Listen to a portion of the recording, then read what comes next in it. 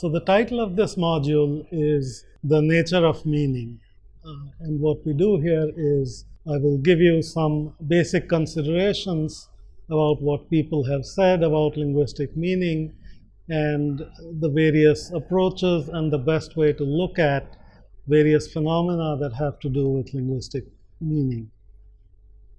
Semantics is the subfield of linguistics that studies the meaning of a sentence or utterance, how meaning is constructed, what the building blocks are, what the rules and restrictions are on the possible combinations of the basic units of meaning.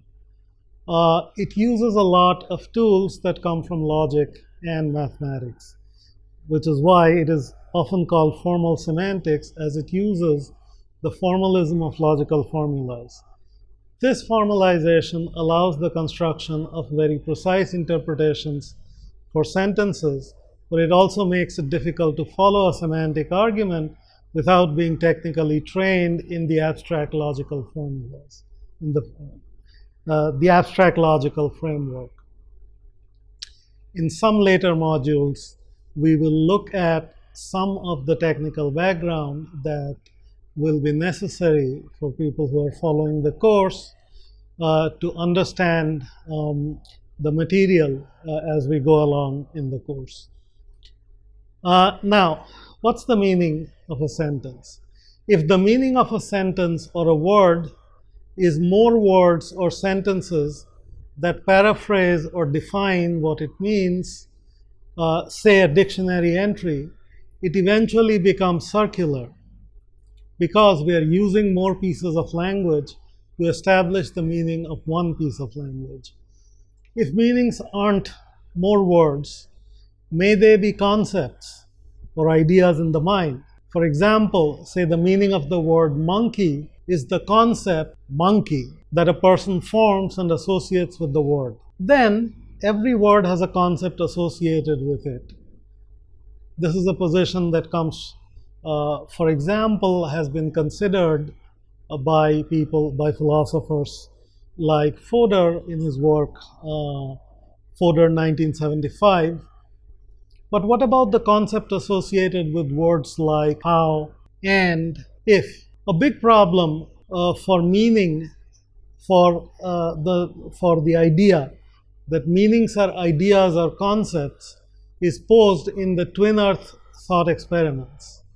Refer to the philosopher Putnam, 1975. Also, how do we understand the concept monkey? The best way perhaps is to identify all the animals that fulfill this property. But if we are going to explain the concept monkey in terms of the animals which it encompasses, why not link the meaning of the word monkey directly to the set of animals? If this is true, that is, if word meaning is language external and mind external reality out there in the world to which a word can or cannot apply, then the meaning of a sentence are the conditions in the world under which the sentence is true. The knowledge of meaning is the knowledge of the conditions in which, under which a sentence is true. Okay, this is a position that you will find in the works of philosophers like Davidson, Lewis, and so on. This approach to semantics is sometimes called the truth conditional semantics or model theoretic semantics. Model theoretic semantics is one variant of truth conditional semantics. And the central idea here is that knowing the meaning of a sentence is knowing its truth conditions. And this is common to other variants like possible world semantics, situation semantics, and so on. The meaning of a sentence is technically called a proposition, or more formally, the denotation of a sentence is a proposition. In truth conditional semantics, the proposition expressed by a sentence is simply its truth conditions. In possible world semantics, the proposition is a set of possible worlds in which the sentence is true. Just as the word monkey denotes the set of possible monkeys, a sentence denotes the set of possible worlds in which it is true. The truth conditional view of meaning is also a good way of understanding the meaning of logical words like and, if, and not. The truth conditional meaning of a sentence of the form P and Q is the one which satisfies the truth conditions of both P and Q. Meaning as truth conditions also gives us a handle on some intuitive semantic concepts like synonymy, entailment, and contradiction. Two sentences are synonymous if and only if they have the same truth conditions, the same set of possible worlds in which they are true. Two sentences are contrary if the set of conditions or worlds in which one is true are completely disjoint from the set of conditions or worlds in which the other is true. A sentence P entails another sentence Q if the set of worlds in which P is true is completely contained in the set of worlds in which Q is true. The tool of possible worlds becomes very useful in understanding modality and the semantics of words like must, can, may, necessary, and so on. The tool of possible, truth conditional semantics also gives us a handle on the semantics of various other logical words like all, some, the numeral words, and a whole bunch of expressions like this. Now, if the meaning of a sentence is its truth conditions, what are the truth conditions of an interrogative sentence like, what did you eat? What are the conditions under which it is true? Non-declarative sentences like these and imperatives require some extensions to the truth conditional view of meaning. A major approach to understanding the meaning of questions in truth conditional terms is in defining a question in terms of its possible answers. Okay. This follows a tradition about the semantics of questions that comes from Hamlin, Kartunen, and so on. We will look at some of these issues again in some of the forthcoming modules. Okay? On this view, the meaning of a question that can be taken to be the set of propositions that are possible answers to it. Now that we know that the meaning of a sentence is its truth conditions, how do we arrive at the meaning of a sentence from the meaning of its constituent words?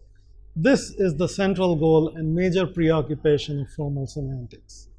In the rest of the module, we'll see some of the basic ways how meaning is put together from pieces. Let's look at what we call predicates and a phenomenon that we call saturation. Again, in this module, I will just give you an introduction to these concepts.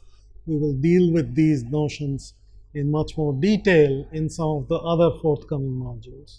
So let us start with a two-word sentence like Kumbhakarna snores. We just saw above that the meaning of a word like monkey is the set of monkeys in the world. In the case of names, it would simply be the singleton set of a person referred to with that name. The referent of Kumbhakarna is the Rakshasa giant with a great appetite and the boon curse of sleeping half the year.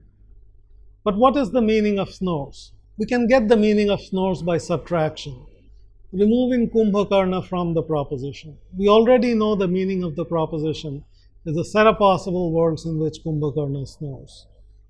The meaning of snores would then be an incomplete proposition with the subject missing. Technically, a predicate and its subject, a predicate like snores, is an unsaturated proposition, also called a property. The relation between a predicate and its subject is called predication. The phrase that saturates a predicate is the argument. A predicate can be a verb like snores or an adjective like fat, as in the sentence Kumbhakarna is fat. The predicate in this sentence is be fat. Then what is the meaning of is here? It contributes the present tense and nothing else to the meaning of the sentence. The predicate can also be a noun like Rakshasa. In Kumbhakarna is a Rakshasa, technically a predicate nominal.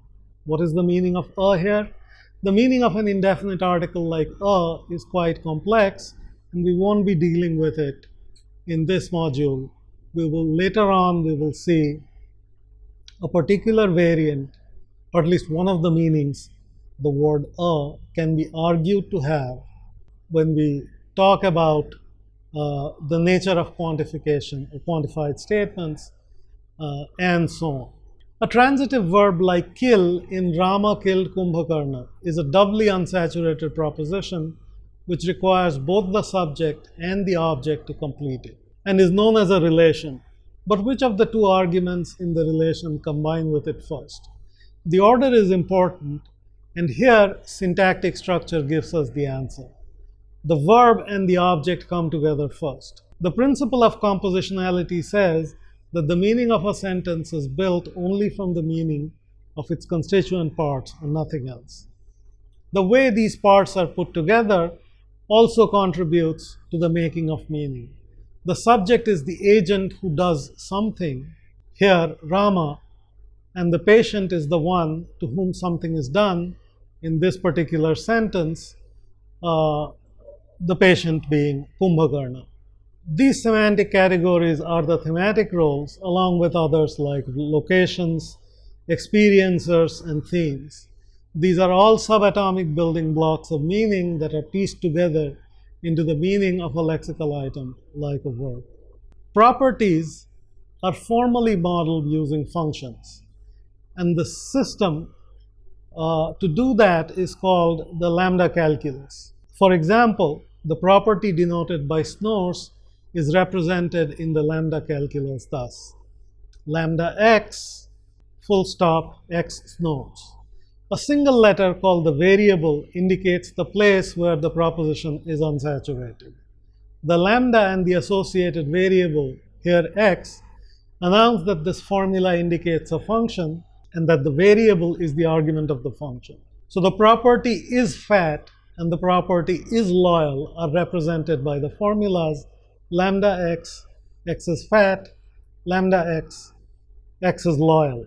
The two-place predicate or relation killed is represented by a formula with two lambdas at the beginning announcing its doubly unsaturated nature. The first variable corresponds to the first argument that is saturated, the object. The second variable represents the second argument, the subject. So we can write this as lambda x, lambda y, such that y killed x. The lambda calculus representation of Kumbhakarna snores through function application is the function lambda x, x snores, applies to Kumbhakarna, gives us the proposition that Kumbhakarna snores. Another basic semantic relation beside predicate saturation is that of modification. In the sentence, Kumbhakarna is a loyal Rakshasa, the phrase loyal Rakshasa is a complex predicate formed from the two simpler predicates loyal and Rakshasa that we saw earlier. How do the two properties come together to form another predicate? Neither one can saturate the other. A completely new process of semantic combination called predicate modification is at work here. If you are interested in more detail about predicate modification, you can look up various semantics textbooks. For example, the textbook by Hyman Kratzer, 1998. You can also find various variants of this rule in other work in linguistics, for example, the work of the philosopher and linguist Jim Higginbotham, and so on.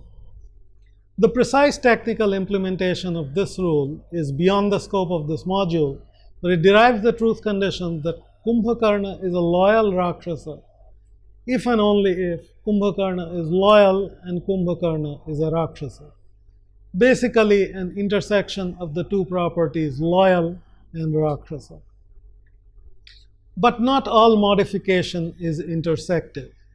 See Party 1986. Okay? We'll see some of this in more detail again in a later module. For example, the truth conditions for Kumbhakarna is a short Rakshasa is not the same as Kumbhakarna is short and Kumbhakarna is a Rakshasa. If Kumbhakarna is 10 feet tall and the average height for Rakshasas is 15 feet, he is a short Rakshasa. But Kumbhakarna is tall by human standards.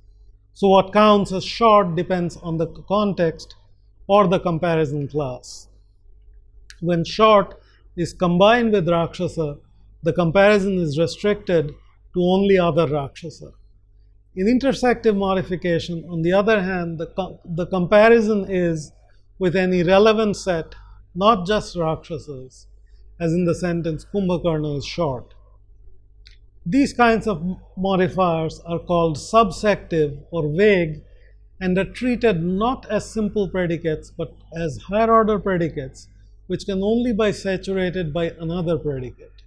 By itself, the meaning of these predicates can't function as the main predicate of a sentence and can only be saturated by a property, not an individual or entity.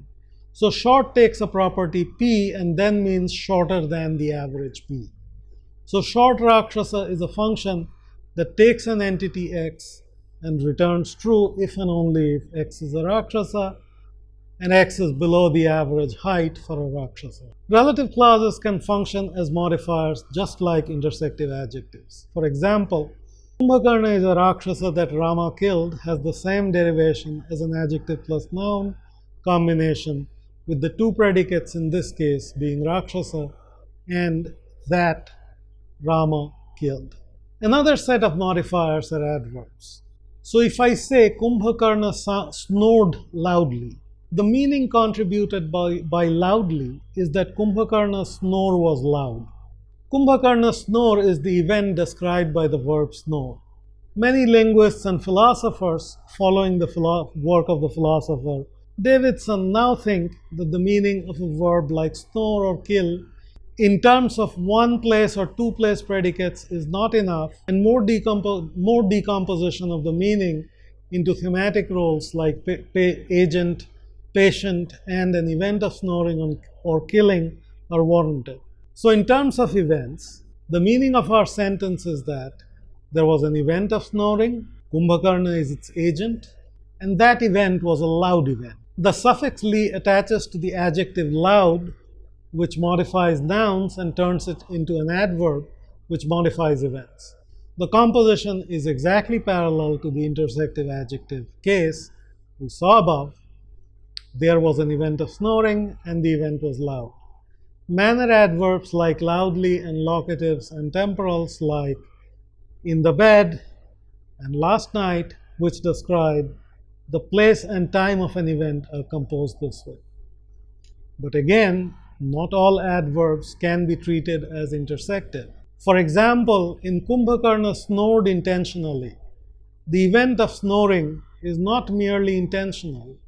It is intentional only on Kumbhakarna's part, not on anybody else's. For example, if Ravana intended for Kumbhakarna to snore, but Kumbhakarna himself didn't, this sentence can't be true. For these adverbs, we need the more complex perspective on adjectives as higher order predicates. Intentionally is saturated by a property P, and they together form a complex property which describes an individual X if X did P intentionally. Here, intentionally combines with the predicate snored, and this complex property describes an individual who snored intentionally. Another class of expressions in language are quantifiers. We have seen noun phrases which refer to sets of entities like monkey and those that refer to an individual like Kumbhakarna. But not all noun phrases are referential. For example, nobody. Phrases like every Rakshasa, many Rakshasas, some Rakshasa, and no Rakshasa are called quantifiers as they express the quantity of some noun. A quantifier has a determiner like every, some, many, no, and a restriction, a noun phrase like Rakshasas. To understand the meaning of quantifiers, let's take a sentence like every Rakshasa snores. We already know two modes of semantic composition, predicate saturation and predicate modification. We also know that Snorse is a property and Rakshasa is a property. Compositionality tells us that the meaning of every combines with that of Rakshasa, and this then combines with the meaning of Snorse based on the syntactic structure, every Rakshasa one unit, which then combines with Snorse. So every Rakshasa must saturate with Snorse or vice versa. But only individuals can saturate a predicate, and every Rakshasa does not refer to an individual. Later on, we will see further arguments why they cannot refer to individuals. So it must be that the meaning of Snorse saturates that of every Rakshasa. That means the quantifier is saturated by a property giving rise to a complete proposition. In other words, the quantifier is a predicate that takes a predicate and returns a proposition, reversing the usual mechanism of saturation.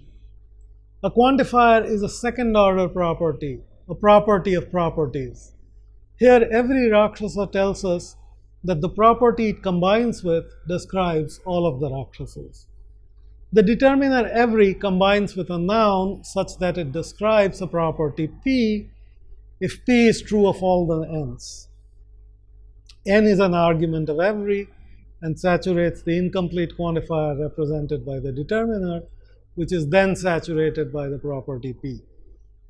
So the quantifier determiner is doubly unsaturated, just like a transitive verb. But unlike a transitive verb which combines with two individuals to form a complete proposition, the quantifier determiner combines with two properties to form a proposition. The determiner every here tells us that the Rakshasa property describes a subset of the entities described by the Snorse property. Other determiners can be understood in a similar way. Some means that the noun property argument and its predicate property argument overlap such that at least one entity is described by both. No means that the noun property and the predicate property don't overlap at all.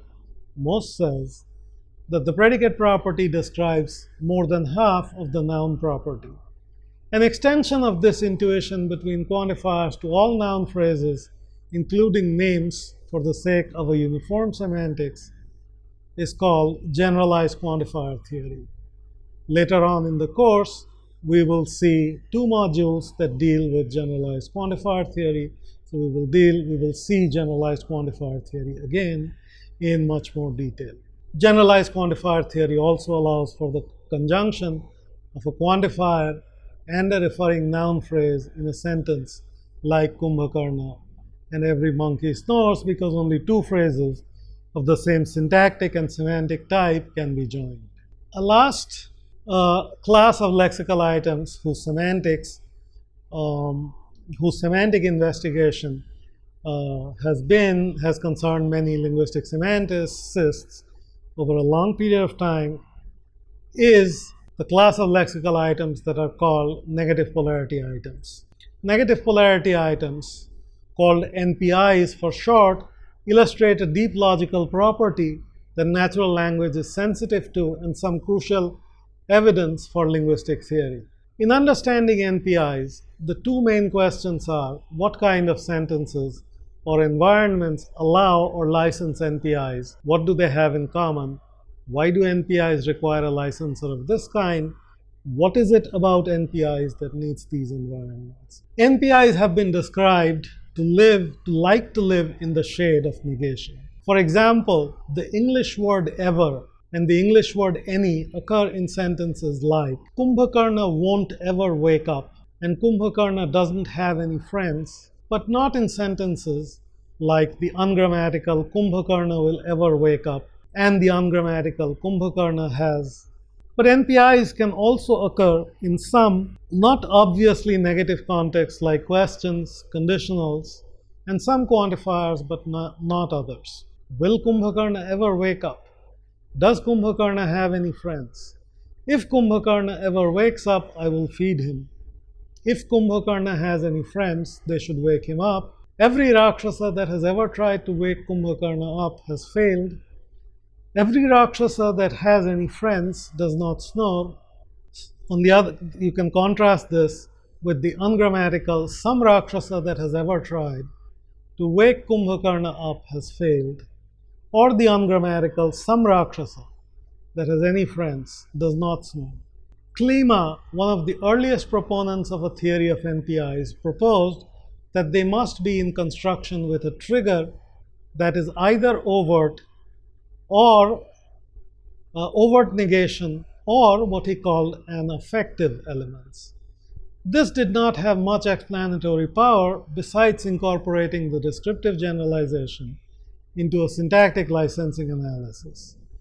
Fauconnier 1975-1978 and Lagisson 1979 approached the matter from a semantic angle and noted that NPI licensing contexts share a subtle and deep logical property that Lagisson called downward entailment, which we abbreviate as DE.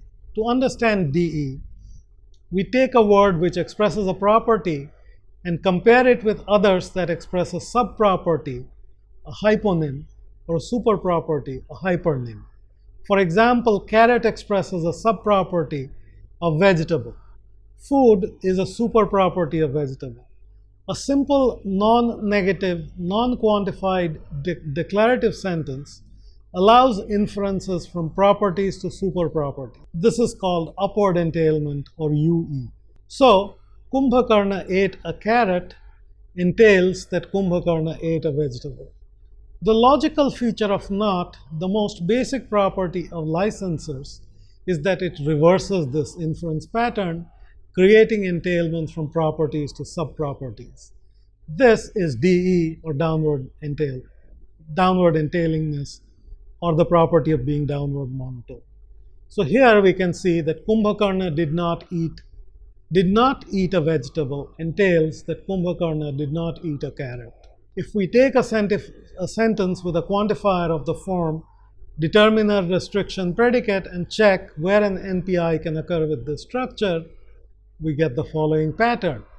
In every good sentence where NPIs are licensed, the NPI, the negative polarity items like any and ever, are in a context that license that is a downward entailing environment. So, for example, every Rakshasa that has ever tried to wake up Kumbhakarna up has failed. No Rakshasa that has ever tried to wake Kumbhakarna up has failed. Contrast that with examples that are bad with NPI in the restrictions. So, some Rakshasa, 3 Rakshasas, the relevant sentences are bad. Now you can check the downward entailingness of these constructions, and you will find that these are precisely the environments that are DE.